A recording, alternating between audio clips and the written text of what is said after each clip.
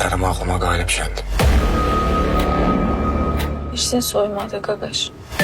Dedim, gel kaçak ölkədən. Dünyanın en alçaq adamıyım ben. Umay evde yoktu.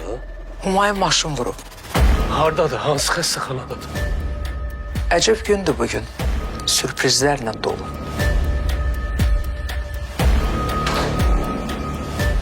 Necədir müəllim vəziyyəti? Yoxsa nəsə var mənə demirsiniz? Qurban olum sizə müəllim.